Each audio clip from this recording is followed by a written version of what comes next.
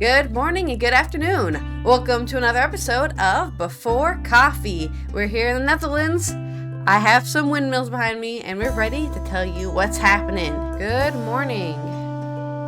Good morning, yeah. Get half hour of lateness out of life here. We can do a 3-minute read on inflation. I talk about it a lot, but just talking about it again. Yeah, that's what I'm saying. I'm skipping stuff. I'm like, I've already talked about this. It says 3-minute read, so it better live up to that. Well, it depends how well you read it. If you have to keep on going back. They went to the Evelyn Woods speed reading course. Yeah. I read in 3 minutes. Okay, thanks, buddy. Okay, my 3 stories.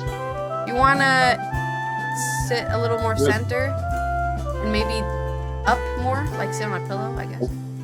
I want a lot of things, but I want a lot of things. I just want you to be centered. That's all I want. Okay, there. That's what I want. Yeah, I want that. I want that. World peace. Big fluffy bed. A lot of cool shit. You. Oh. Okay, let's get the show on the road. Today on Before Coffee, Russia has planted suspected explosives on Zaporizhzhia nuclear plant roofs, says Zelensky. And it's a world of inflation. Emmanuel Macron's uphill battle to achieve lasting order in deeply divided France. This is an analysis piece. Oh, and Weird Wednesday pieces we got today. South Koreans grow younger overnight as a country changes how it counts people's ages. Russia may be open to prisoner swap for jailed U.S. reporter Evan Gershkovich. And scientists find the remains of a catastrophe on Mars scattered across the planet. Today in more science news on July 5th, 2023 edition of Before Coffee. I'll get to this before.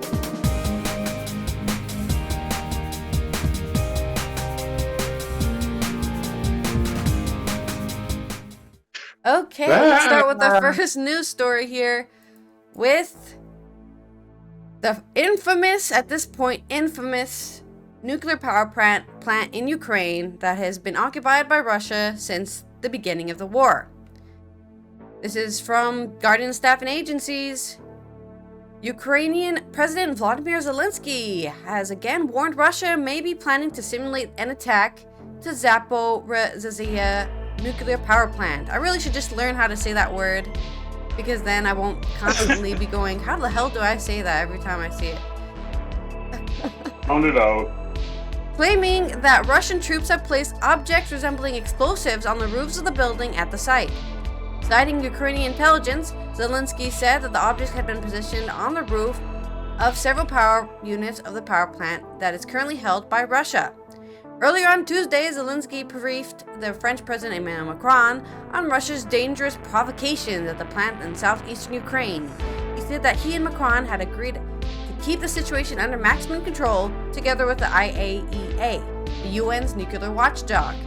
Zelensky's warnings echo comments he made last week at a joint news conference in Kyiv with the Spanish Prime Minister Pedro Sanchez.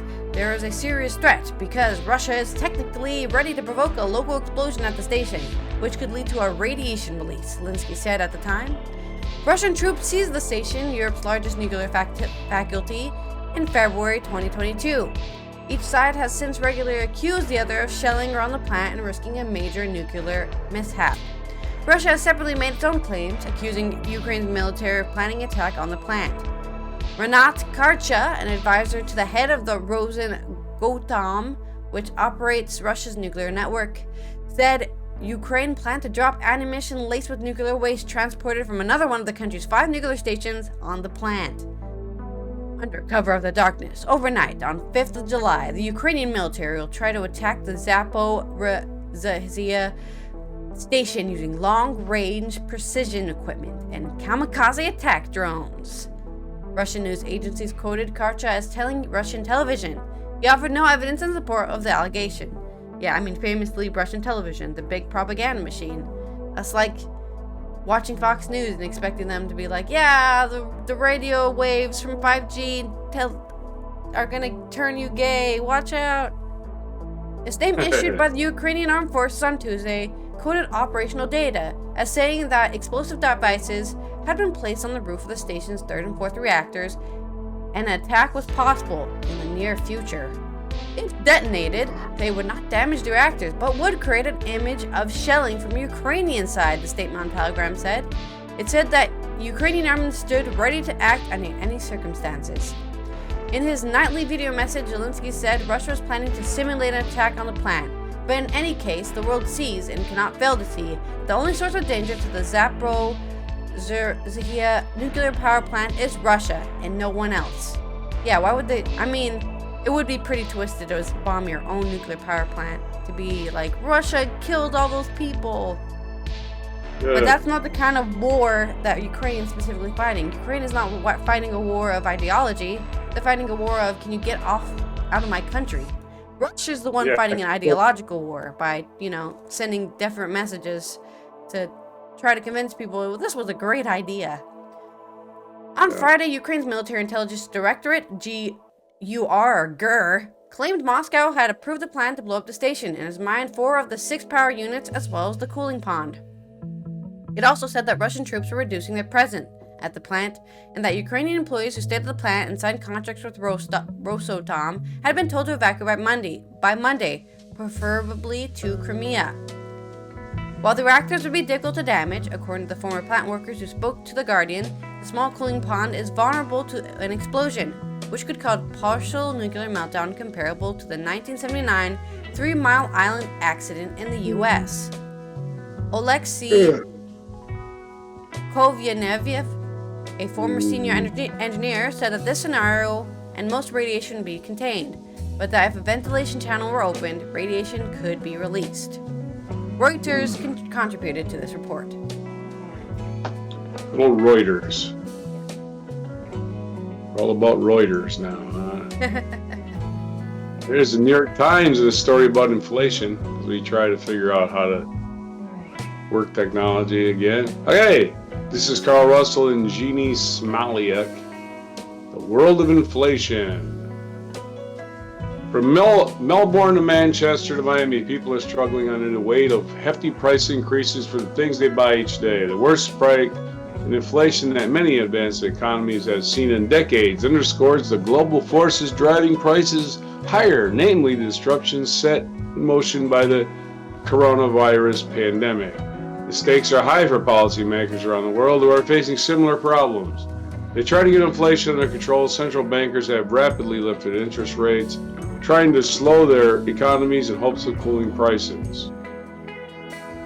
If they fail to bring inflation under control, it could result in a destabilizing period of spiraling prices. Higher and less predictable inflation would squeeze families and businesses and make it harder to plan for the future. But if economic policymakers react too aggressively all at once, it could crimp global economic growth to a painful degree. That could raise the risk of major recession that shutters businesses and puts people out of work. Given the potential cost, policymakers do not want to overdo it, harming their economies more than necessary to bring down inflation.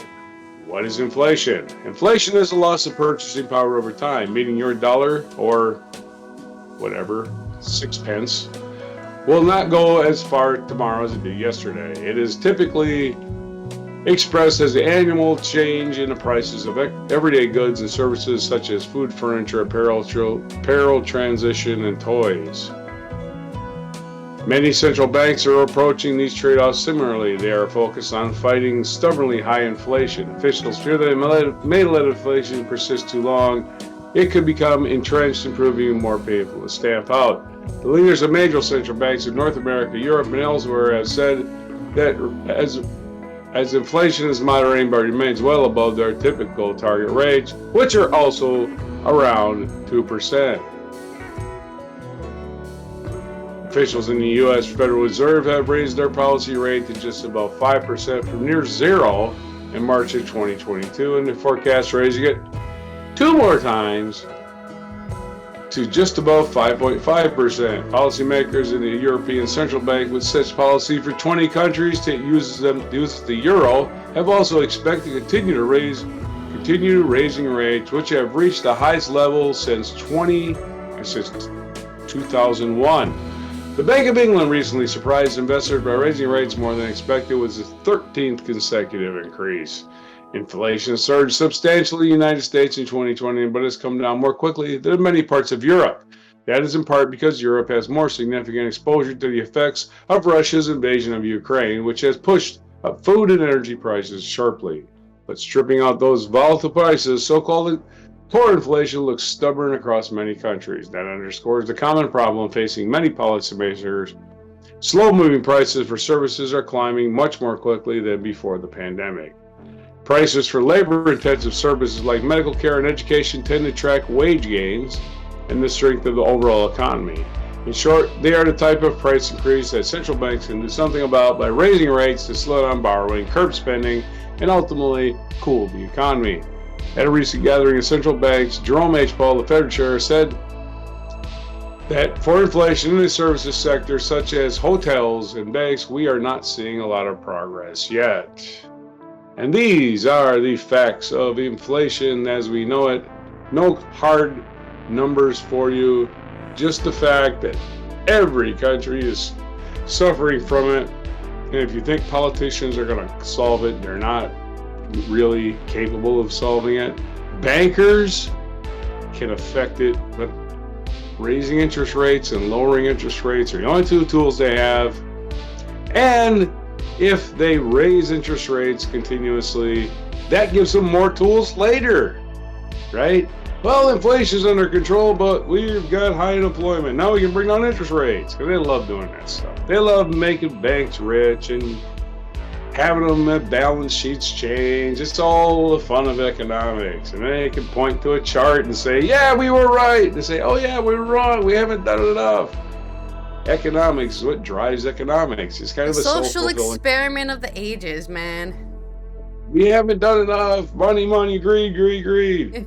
Your story. Okay. In more French news, this is an analysis by Angelique Chirafis in Paris, who is going to analyze why Macron is failing epically at trying to stop French people from being angry at him. Emmanuel Macron is facing the biggest domestic challenge of his fraught second term in office. And the second one, I think, at this point, after the police shooting of the teenager of an Algerian origin at a traffic stop last week led multiple nights of urban unrest. The French president on Tuesday announced crisis funding to help the reconstruction of burned out buildings and public services. But questions remain over deep divisions in French society and the political class. Teenagers as young as 13 clashed with police across the country as hundreds of public buildings were set alight. More than 5,000 cars were burned, 3,400 people arrested, scores of schools were damaged, and 150 post offices attacked. More than 11,000 fires were started and 2,000 shops were looted, with any estimated of 1 billion damage to businesses. More than 800 police officers were injured, and some of the poorest states of the country woke up to find key buildings, from public libraries to community centers, reduced to ashes. The president now faces several difficulties. First is a national image problem. Amid deep mistrust of politics, crises have piled up one after another, from the Gilets jaunes anti-government protests of 2018 and 2019 to millions of protesters took the streets this year against Macron's raising the pension age to 64. Macron's diplomatic agenda has been affected. He had to return early from a Brussels summit and postpone a state visit to Germany, only months after he was unable to welcome Britain's King Charles amid pension strikes and protests. Deep-rooted divisions in French politics now seem more entrenched than ever, since Macron's centrist grouping lost its overall majority in parliament in the 2022 legislative elections. The government's ability to pass legislation has been limited as it struggles to convince allies on the right. The far-right leader, Marine Le Pen, whose National Rally is the biggest opposition party, is hoping the urban unrest will win her votes, as the party hammers home the sense of savagery and insecurity in towns and cities. When Macron met on Tuesday with the more than 250 mayors who had faced violence in towns and estates, their pleas for help highlighted the deep political divisions. Mayors on the right said more authority, policing, and firm hand was required. Some joined Macron in his call for parents to better control their teenagers, but those on the left said there had been a failure to address segregation and ghettoization of poor estates, where there was discrimination, inequality in education, and a housing policy that concentrated poverty in sink estates. It said that last few years of urban renewal programs, when millions were spent on demolition and rebuilding of certain tower blocks on estates, had failed to address deeper social issues. A government official said Macron now wanted to listen intently to politicians on the ground and try to understand the many complex reasons for unrest before coming up with suggestions. This sounds like a guy who's never had a struggle in his life. Right, I don't want to make any assumptions, but I'm going to assume Macron does not know what it's like to be a fourth generation, descendant of immigrants who, because of generational wealth, can't even afford to move to a next neighborhood, and they get council housings that are all conveniently in the same shitty part of town. Why does this place suck? Because nobody cares about it. That's why. His immediate priority in the coming days is restoring what the government source called lasting order. More than 45,000 police officers a night have continued to patrol estates, which have not completely calmed. Macron deliberately did not declare a state of emergency like that in 2005, when the deaths of two young boys hiding from police in an electricity substation in Clichy-sous-Bois outside Paris triggered weeks of unrest on estates. The question is what police solutions Macron could offer to French housing estates. When he first took office in 2017, and even before that, when he was economy minister, that's the problem, he's an economy minister. He doesn't believe in the humanities. That's my own personal attack on people who study economics at university. They're like, why should we care what people do? You do realize you study what people do with money. That's the only difference between you and me. He has focused on entrepreneurship for the derived outskirts of the city, saying he would liberalize the economy and end the persistent inequality that he said imprisoned people by their social origins. Yeah, just solve the money problems and all the social issues will be solved. That's not how that works. Last month, Macron traveled to Marseille, which he intended to use as a laboratory for improving life and schooling on tough estates. He will now have to think more broadly. He has slashed class sizes in primary schools in deprived areas. Mayors have said France's education system remains one of the most unequal in the world. Philippe Riot, the communist mayor of Gringy outside of Paris, which is now in its high-rises estates and high poverty rates, said this week that half local children left school with no qualification. Meanwhile, rights groups want the executive to take heed of the UN Human Rights Office's spokesperson Ravina Shamdasani, who said of the police shooting, "This is a moment for the country to seriously address the deep issues of racism and discrimination in law enforcement."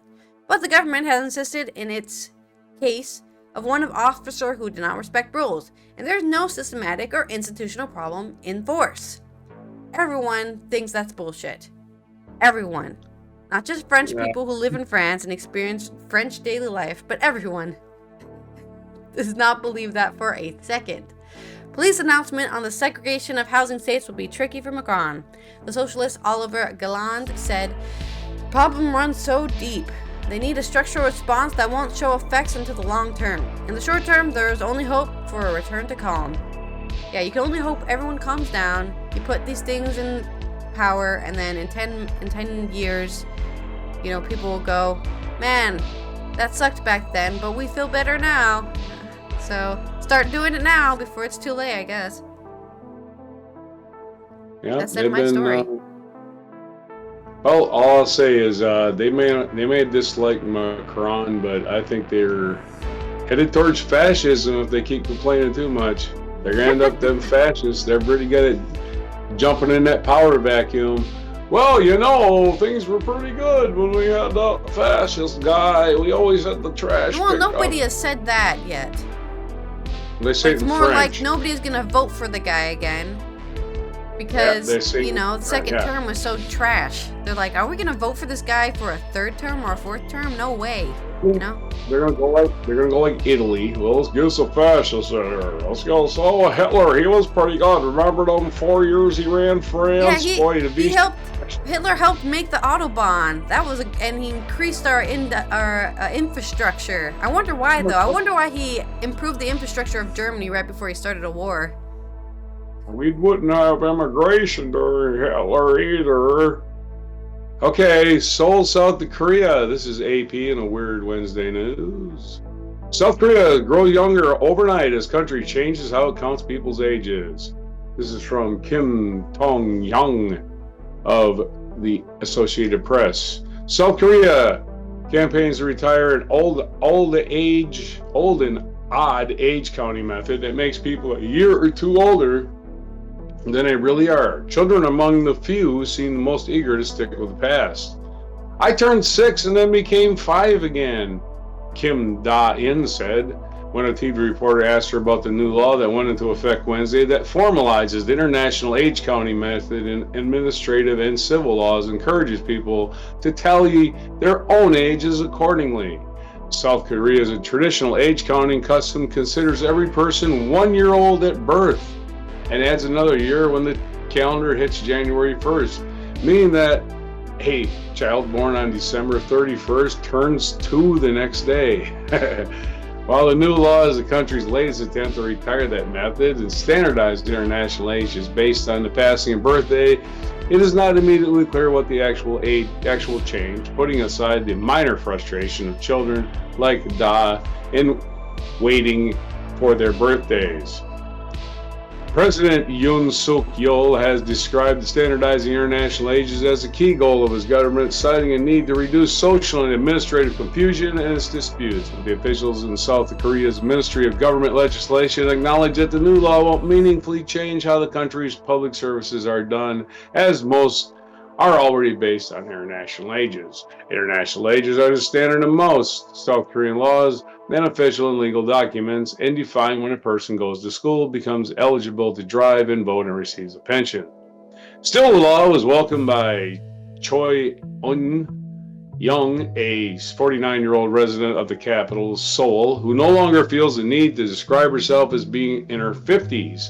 The law doesn't make you biologically younger, and there are no real benefits other than feeling good about being called a year younger than before, she admitted.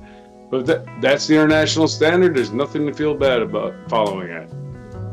Oh Sung-yeol, another Seoul resident, agreed. It's always good to be younger, Oh said with a laugh, praising the new law for turning him from 61 to 63. My birthday is December 16th, and I became 2 years old less than a month after I was born, said Oh. That's why the counting method doesn't make sense. The 21-year-old Kim Si-young was already missing the old counting method, which felt simpler to her.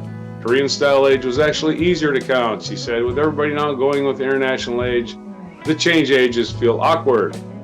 While the new law states that a person's age must be counted by the passing of birthdays for most public services, it does not affect other age-related regulations or based on yearly rules, staying the same as the country's legal age for drinking and smoking, which are allowed from January 1st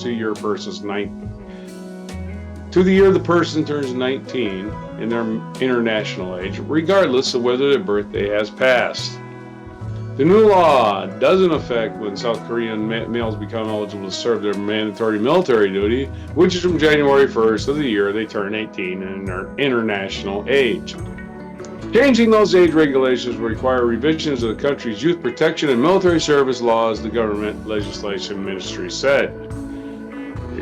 Lee Wan-kwu, the government's legislation minister, said the new law is mostly aimed at reducing confusion in daily life and inspiring a change of social perception toward a more rational way of counting ages. Promoting international age as social standard could be more important in areas like healthcare. For example, a child could be at risk for parents to see a cough syrup instruction that reads 200 milliliters for 12 years and older, and think it means Korean age, the ministry said in a statement. There have also been instances in which public transport users demanded refunds that they're paying for children's fares, thinking the free rides given to children under 6 means their Korean age. Differing age interpretations inspired a major dispute in 2004 at the dairy company Nimyang after unionists and management disagreed over the terms of a collective bargaining agreement that allowed the company to gradually reduce the salaries of employees aged 56 and older. What the hell? You screwing old people for? They need money. God dang, you work all your life and they cut your wages? Following a years-long court battle over whether 56 meant the Korean age or international age, the Supreme Court in 2022 ruled that the agreement should be interpreted as 55 years in international age, citing communication records between unionists. Choi Duk-sang, a 56-year-old office worker, being younger is not always being a benefit of conservative society where age goes a long way in defining hierarchy. You are losing as much as 2 years, he said. Still, I think it is a change that should have been made much earlier. It's a good thing. The entire nation gets younger together. Your story. Korean. Forever we are young, as the famous lyric from BTS says, which is a Korean pop group. Let's go ahead and look at Russia being open for a prisoner swap. This is also from Guardian staff and agencies. The Kremlin has suggested it could be open to a possible prisoner exchange involving jailed Wall Street Journal reporter Evan Gershkovich, but affirmed that such talks must be held away from the public eye. They've already shared it right now. Guess it's over now. Awesome. Asked whether Monday's consular visit to Gershkovich, who has been held behind bars in Moscow since March on charges of espionage, and Vladimir Dunev, a Russian citizen in U.S. custody on cybercrime charges, could potentially herald a prisoner swap. Kremlin spokesperson Dmitry Peskov said Moscow and Washington had touched on the issue. We have said that there have been certain contacts on the subject, but we don't want them to be discussed in public, Peskov said in a conference call with reporters. They must be carried out and continue in complete silence. You mean in completely secret? You can't discuss stuff silently. You just look at each other and go, What do you mean in complete silence? I know he means press silence, but it's just a funny way to say it. He didn't offer any further details, but added that the lawful right to consular contacts must be ensured on both sides. Dunev was extradited from South Korea on the U.S. cybercrime charges and in detention in Ohio. Russian diplomats were granted consular access to him on Monday for the first time since his arrest in 2021. Nadezhda Sumova, the head of Russian embassy consular section, said in remarks carried out by the TASS news agency. The U.S. ambassador to Moscow, Lynn Tracy, on Monday was allowed to visit Gershkovich for the first time since April. The U.S. embassy did not immediately provide more information.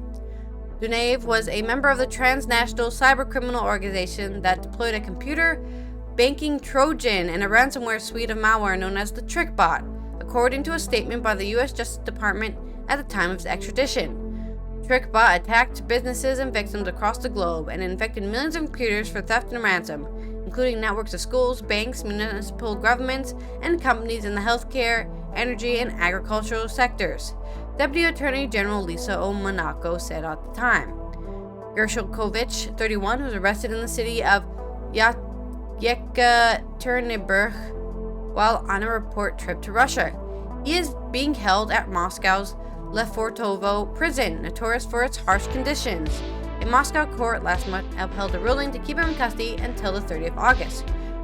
Gershkovich and his employer denied the espionage allegations, and the U.S. government declared him to be wrongfully detained.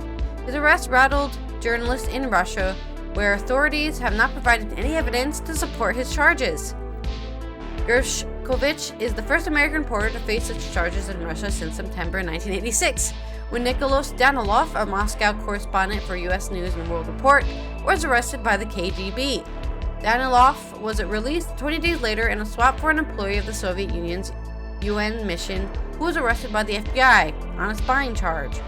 In December, Russia freed U.S. basketball star Brittany Griner, who was arrested on drug charges in return for the release of Victor Bout, imprisoned in the U.S. for weapons smuggling.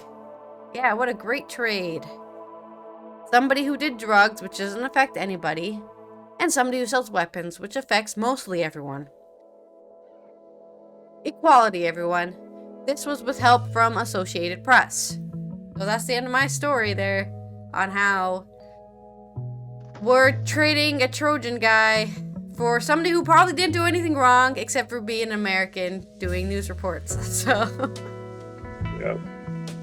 But then they got to go back to Russia and be in Russia while their economy collapses because their president started an unnecessary war. In international planetary news, this is from Matt Williams in Universe Today and Inverse.com. Scientists find the remains of a catastrophe on Mars scattered across the planet. The Zhurong rover has operated on the surface of Mars for over a year since it deployed on May 22nd, 2021. That's 2 years, actually. Before the rover suspended operations on May 20th, 2022. Okay, that makes sense. Due to the onset of winter and the approach of seasonal sandstorms, Zhurong managed to traverse a total distance of 1,921 kilometers, which is 1,194 miles. During the first kilometer of this trek, the rover obtained vital data on Mars' extremely weak magnetic field. According to the new study by researchers from the Chinese Academy of Sciences, these readings indicate that the magnetic field is extremely weak beneath the rover's landing site. The research is led by Amin D. Yasong Ji and Taipei Wang, 3 professors at the CAS Engineering Laboratory for Deep Resources, Equipment, and Technology and the Institute of Geology and Geophysics. They were joined by researchers from the National Astronomical Observation, the School of Geophysics and Geomatics, the College of Earth of Planetary Scientists, the National Space Center, and the Institute of Spacecraft System Engineering, and multiple universities and researchers. The research paper that describes their findings recently appeared in the Journal of Nature Astronomy. While Mars does not have an intrinsic magnetic field, magnetosphere, there is evidence that it did roughly 4 billion years ago. This evidence recorded in the planet's crust, which retains weak magnetic field distributed across the surface. Orbital measurements of these fields were conducted by the Mars Global Surveyor and the Mars Atmosphere Volatile Evolution spacecraft, which recorded terrestrial crustal fields that were up to 1,500 nanoteslas in strength, but with a global average of about 200 nanoteslas. When studying the crust of the Elysium Planitia region, the InSight Fluxgate magnetometer aboard the NASA's in-flight mission obtained readings that were an order of magnitude stronger, about 2,000 NT.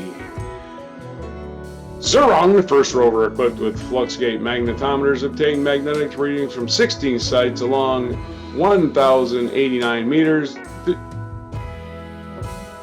to track in the Utopia Planitia region, roughly 2,000 kilometers northwest of InSight mission's landing site. However, Zhurong's 2 magnetometers, long complicated words, obtained readings indicating the precise opposite of what the InSight lander obtained. The results indicated a field strength of about 20 nanoteslas, an order of magnitude lower than the measurements inferred from the orbit. These extremely weak readings imply that the crust between Utopia Planitia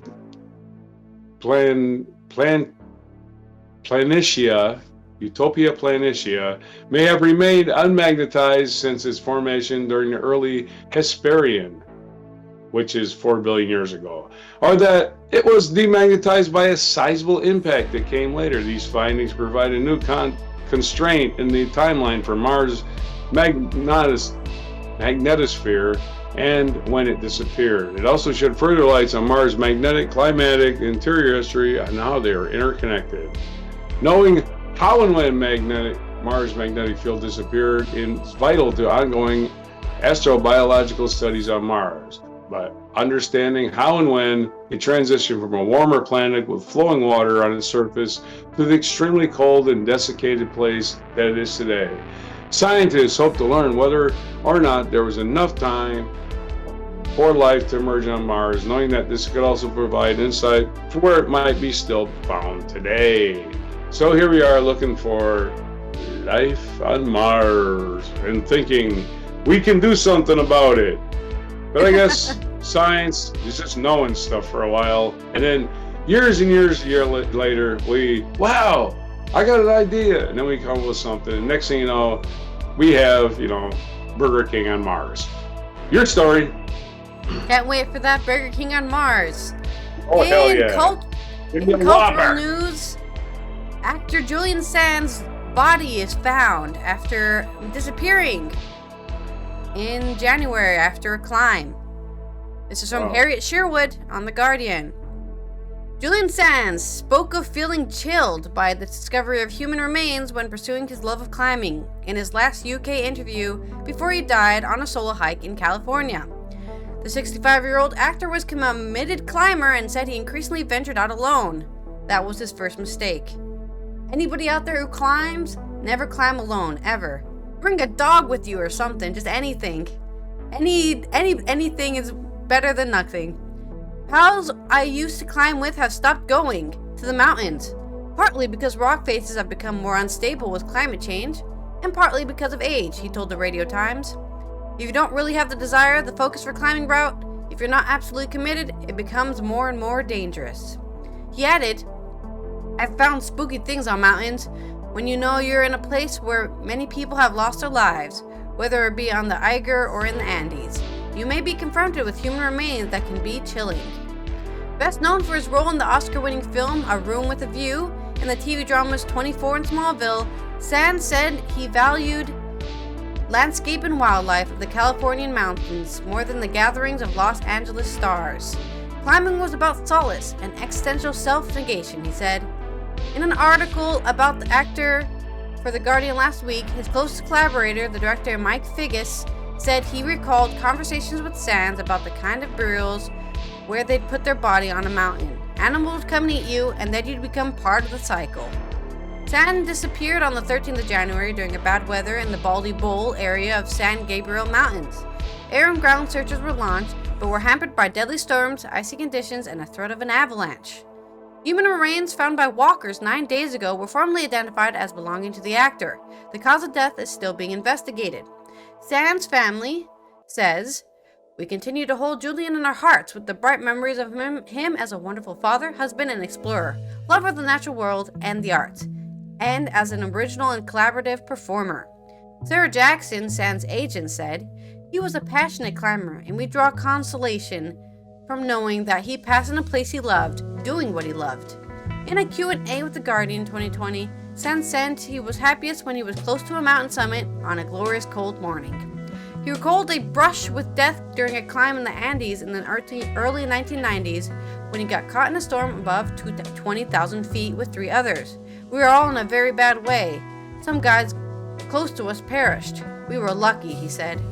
Writing for The Guardian, Sands' friend, the actor Gabriel Byrne, shared an excerpt from Sands' most recent email. In it, Sands wrote, most mountaineers understand that the true summit is within. The high point on a peak is simply that, the experience of the approach, the face or the ridge, up and down, is where the true fulfillment is found. So, kind of positive spin there on the sad passing of Julian Sands. On to In This Day in History. Sad.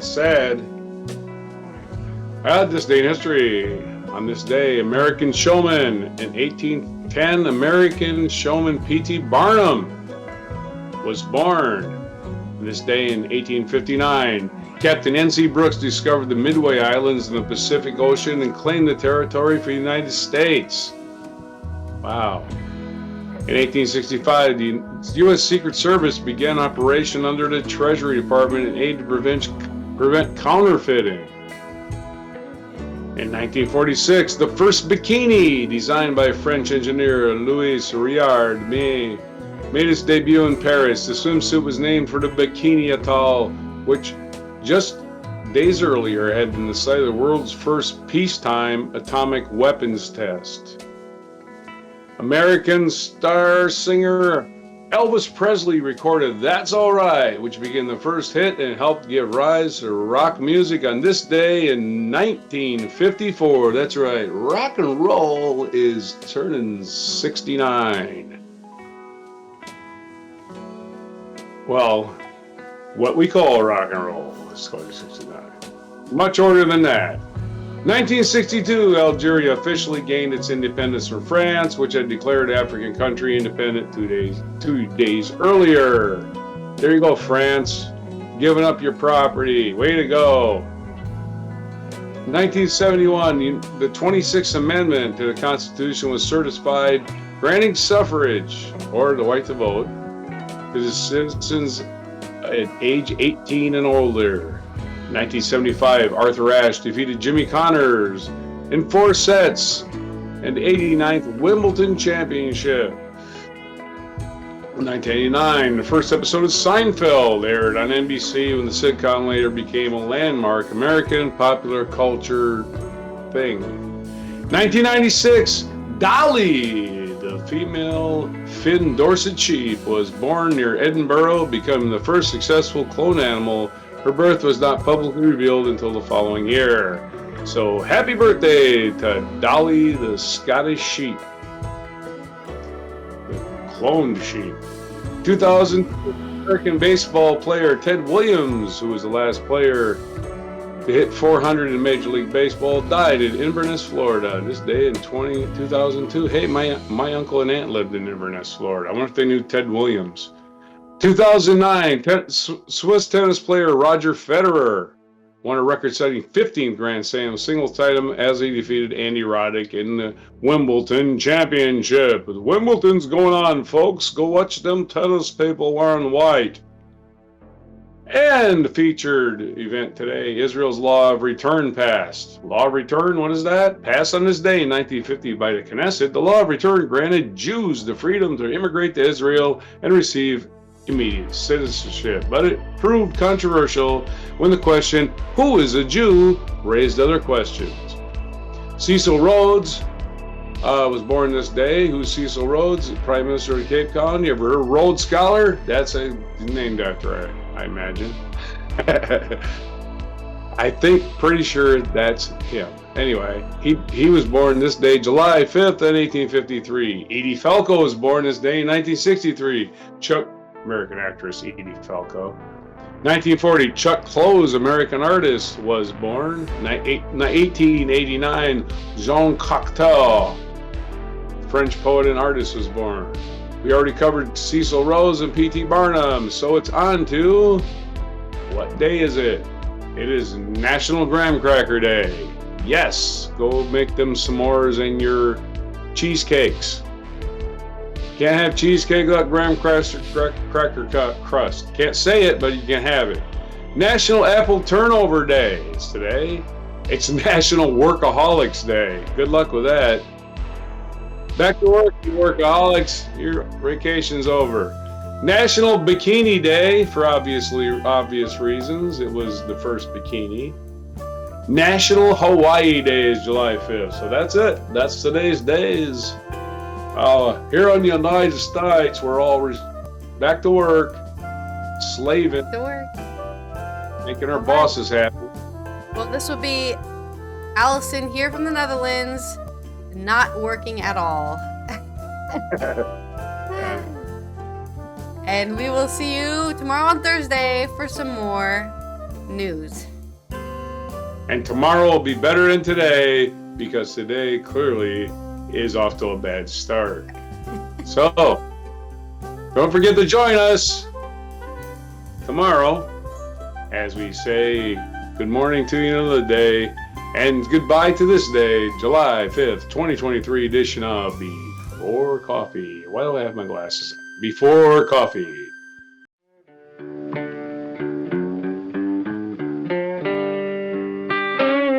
Be sure to hit the like, subscribe, and notify buttons, and follow our other channels, Toxic Alley, History of Gravy, and Scratchy Old Records.